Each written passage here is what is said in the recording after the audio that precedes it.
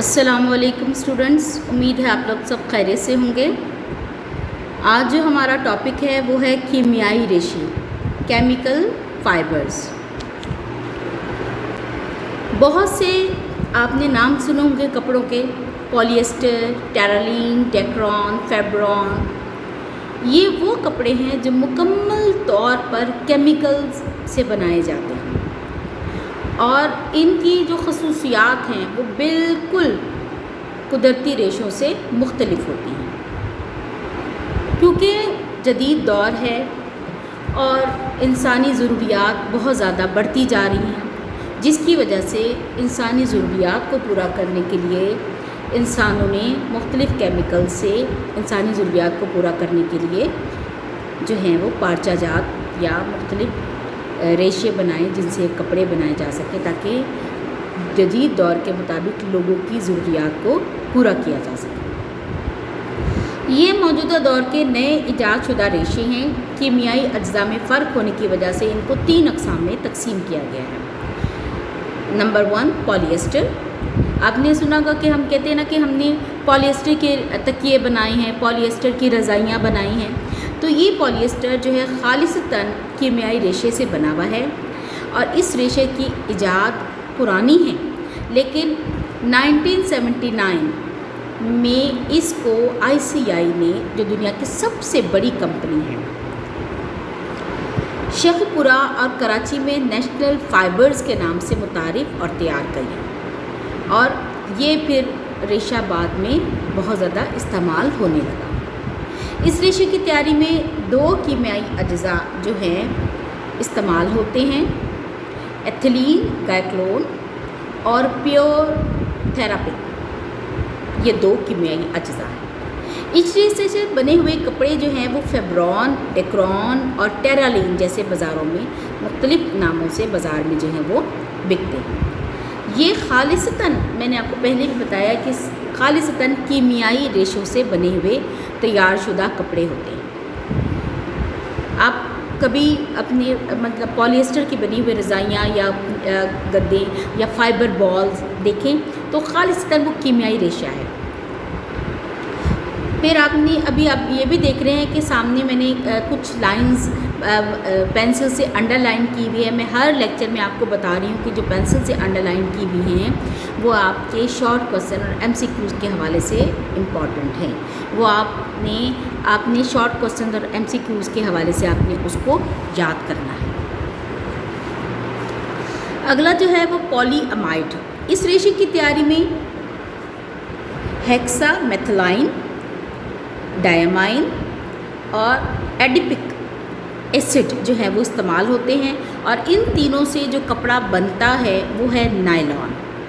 یہ بھی خالصتاً نائلون کپڑا خالصتاً کیمیائی ریشے سے بنا ہوا کپڑا ہوتا ہے۔ تیسری جو قسم ہے وہ پولی ایکریلین۔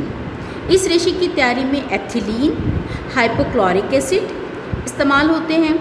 یہ 2 کیمیائی مرکبات سے جو کپڑے بنتے ہیں وہ ہے اورلون اور ایکریلین۔ یہ 2 کپڑے ہیں جو ایتھیلین اور ہائپوکلورک ایسڈ سے بنائے جاتے ہیں۔ ان کو بھی انڈر لائن کیا ہوا ہے، یہ بھی شارٹ کوسچنز کے حوالے سے میں نے انڈر لائن کیا ہے۔ مختلف قسم کے ریشوں سے بنے ہوئے کپڑوں کی اب خصوصیات ہم پڑھیں گے کہ ان کی کپڑوں کی خصوصیات کیا ہوتی ہیں۔ ہر ریشے کی بنیادی خصوصیات مختلف ہوتی ہیں، اسی وجہ سے سب کپڑوں کا استعمال بھی مختلف ہوتا ہے، اور اس کے علاوہ کپڑے کی ظاہری شکل، پائیداری کا انحصار بھی کسی حد تک ریشے پر ہوتا ہے۔ کپڑے کی تیاری میں جس قسم کا ریشہ ہم استعمال کرتے ہیں وہ کپڑا انہی خصوصیات کا حامل ہوتا ہے۔ اسی لیے ہمیں مختلف ریشوں سے بنے ہوئے کپڑے کی خصوصیات کا ہمیں علم ہونا چاہیے، تاکہ ہمیں پتہ ہو کہ ہم نے کس موسم میں کون سا کپڑا جو ہے وہ اس کو پہننا ہے۔ ہم یہ نہیں کر سکتے کہ ہم سردی میں لون، وائل، کاٹن، لیلن استعمال کریں، نہیں، کیونکہ ہمیں پتہ ہے یہ سوتی کپڑے ہیں، اور سوتی کپڑوں کی خصوصیات گرمیوں کے لحاظ سے اہم ہوتی ہیں۔ اب آ جاتا ہے قدرتی ریشے۔ قدرتی ریشے میں کپاس کے ریشے سے بنے ہوئے کپڑوں کی خصوصیات۔ کپاس پارچہ جات میں دنیا کا سب سے قدیم، سب سے پرانا ریشہ ہے، اور اس سے بنے ہوئے جتنے بھی کپڑے ہیں اس کو عالمی کپڑا کہا جاتا ہے۔ اس کو انڈر لائن کیا ہوا ہے کیونکہ یہ ساری دنیا میں سب سے زیادہ بنایا اور استعمال کیا جاتا ہے۔ یعنی دنیا کے کسی بھی ملک میں آپ چلے جائیں، آپ کو جو کپاس سے بنا ہوا کپڑا ہے وہ ملے گا۔ چین، جاپان، امریکہ، مصر، یہ سب وہ ملک ہیں جو کپاس پیدا کرنے کے لیے مشہور ہیں۔ پاکستان میں جہاں پر کپاس سے کپڑا بنایا جاتا ہے، وہ زیادہ تر اس کے کارخانے جو ہیں وہ ہیں کراچی اور فیصل آباد۔ فیصل آباد کا آپ نے نام مشہور سنا ہوگا کہ فیصل آباد کپڑوں بنانے والا شہر ہے، اسی طرح کراچی۔ اب کپاس سے تیار کردہ کپڑوں کی خصوصیات کیا ہیں؟ کپاس کے ریشے لمبائی میں لمبے اور چھوٹے ہوتے ہیں، اور لمبے ریشوں میں جب ہم دھاگا بناتے ہیں، زیادہ جس کی اسٹرینتھ لمبائی زیادہ ہوتی ہے تو اس میں جوڑ کم ہوتے ہیں، اسی لیے یہ کپڑا مضبوط ہموار ہوتا ہے۔ اور اس کے برعکس جو چھوٹے ریشوں سے تیار کیے جاتے ہیں دھاگے، ان میں جوڑ زیادہ ہوتے ہیں، اسی لیے وہ ہلکی قسم کا سوتی کپڑا ہوتا ہے جو پائیدار نہیں ہوتا۔ جس میں جوڑ نہیں ہوتے، لمبا ریشہ ہوتا ہے، وہ کپڑا سوتی پائیدار ہوتا ہے۔ جس کے ریشے چھوٹے ہوتے ہیں، ان میں جوڑ زیادہ ہوتا ہے، وہ اتنا پائیدار نہیں ہوتا۔ پھر سوتی کپڑے میں قدرتی چمک نہیں ہوتی، اسی لیے اس سے تیار کردہ کپڑے میں خود ساختہ چمک پیدا کی جاتی ہے، یعنی خود سے ہلکی سی چمک جو ہے وہ اس میں پیدا کی جاتی ہے، مثلاً مرسڈائز اور کپڑے میں اور کاٹن ساٹن میں۔ سوتی کپڑا موصل حرارت ہے۔ موصل حرارت یعنی حرارت کو آگے ٹرانسفر کرنے کا ذریعہ ہے، یہ نمی کو جذب اور خارج کرتا ہے۔ اسی لیے ہم گرمیوں میں سوتی کپڑے استعمال کرتے ہیں کیونکہ یہ حرارت کو موصل کرتا ہے، آگے کی طرف ٹرانسفر کرتا ہے۔ سوتی کپڑوں کی صفائی دھلائی آسان ہوتی ہے۔ اگر ہم ان کو ابلتے ہوئے پانی میں ڈالیں تو اس کو جراثیم سے پاک بھی کیا جا سکتا ہے۔ سوتی کے جو ریشہ ہے وہ جذب ہر چیز کو آسانی سے کر لیتا ہے، اس لیے اس کو آسانی سے ہم رنگ سکتے ہیں۔ ان کے رنگ جو ہیں سوتی کپڑے کے زیادہ پختہ نہیں ہوتے، پائیدار نہیں ہوتے، کچے ہوتے ہیں۔ سوتی کپڑے مضبوط ہوتے ہیں، پائیدار ہوتے ہیں، لیکن مصنوعی ریشوں سے تیار کردہ کپڑے کے مقابلے میں کم پائیدار ہوتے ہیں۔ سوتی ریشے میں گرمی کو برداشت کرنے کی صلاحیت ہوتی ہے، زیادہ تیز گرم استری سے بھی ہم اس کی جو ہے وہ پریس جو ہے وہ ہم کر سکتے ہیں۔ سوتی ریشے پر تیزاب کا، الکلی کا، ہلکے تیزاب کا کوئی اثر نہیں ہوتا۔ ہاں اگر ہم سوتی کپڑے کو تیز صابن سے دھوئیں جس میں تیزاب ہیں یا الکلی ہیں تو وہ کپڑے کو خراب کر سکتے ہیں۔ اس کے علاوہ تیز تیزاب سے یہ کپڑا جل جاتا ہے۔ سوتی ریشے پہ پھپھوندی بہت جلد اثر انداز ہوتی ہے کیونکہ یہ ظاہر ہے کہ پودوں سے بنا ہوا ہے، اسی لیے اس پہ پھپھوندی اثر انداز ہوتی ہے، کیونکہ اگر ہم سوتی کپڑوں میں ذرا سا بھی نمی رہ جائے، ہلکی سی بھی نرماہٹ، پانی جیسے نم ہم کپڑوں میں لگاتے ہیں اور اگر وہ نم رہ جائے کپڑوں کو اور ایز اٹ از ہم اس کو رکھ دیں کہیں پر، تو برسات کے موسم میں جو ہے وہ اس پر جگہ جگہ جو ہے وہ پھپھوندی لگنے سے داغ پڑ جاتے ہیں اور وہ پھپھوندی کے داغ اتارنا جو ہے وہ مشکل ہو جاتا ہے۔ یہ سوتی کپڑے جو ہیں زنانہ، مردانہ یعنی مرد، عورتیں، بچوں کے کپڑوں میں استعمال ہوتا ہے۔ پھر پردے، صوفے، لحاف، گدے، میز پوش، بستر کی چادریں، تولیے، یہ سب سوتی کپڑوں سے بنائے جاتے ہیں۔ مریضوں کے لباس، ان کا بستر، ان کا علاج کے لیے واحد کپڑا جو حفظان صحت کے اصولوں کے لحاظ سے محفوظ بھی ہوتا ہے اور اس کو اسی لحاظ سے سوتی کپڑے کے طور پر استعمال بھی کیا جاتا ہے۔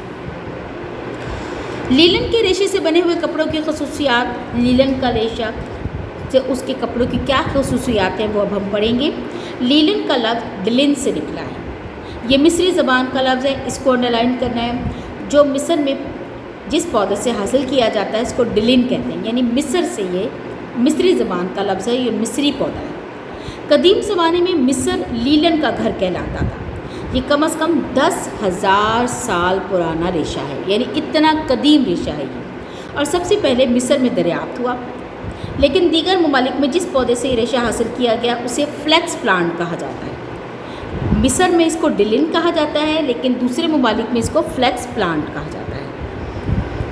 جہاں اس پودے کی پیداوار ہو سکے Australia, Belgium, France, Germany, Ireland, Canada, امریکہ، یہ سب لیلن بنانے میں مشہور ہیں۔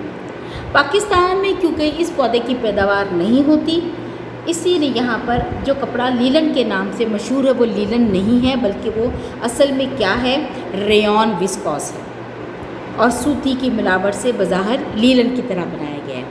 یعنی اس میں سوتی اور ریون وسکوس کو ملا کر لیلن جیسا کپڑا بنایا گیا ہے، حالانکہ وہ لیلن نہیں ہے۔ لیلن صرف اور صرف Australia, Belgium, France, Germany, Ireland, Canada اور امریکہ میں ہوتا ہے۔ اب یہاں پر جو ہم ریون وسکوس کے اور سوتی ریشے سے جو بظاہر لیلن بناتے ہیں اس کی خصوصیات کیا ہیں وہ پڑھیں گے۔ یہ نباتاتی ریشہ ہے، کپاس کے مقابلے میں زیادہ مضبوط ہوتا ہے، نرم ہوتا ہے، ملائم ہوتا ہے، ہلکی سی اس میں چمک ہوتی ہے، موصل حرارت ہے، نرمی جذب اور خارج کرتا ہے، پہننے پر ہم ٹھنڈا محسوس ہوتا ہے، اس لیے ہم گرمیوں میں بھی اس کا استعمال کرتے ہیں۔ ریشہ بغیر لچک کے ہوتا ہے، اس لیے اس میں شکنیں پڑتے ہیں، سلوٹیں جسے کہتے ہیں، پڑنے کی خاصیت ہوتی ہے، اور ایک دفعہ شکن پڑ جائے تو آسانی سے دور نہیں ہوتی۔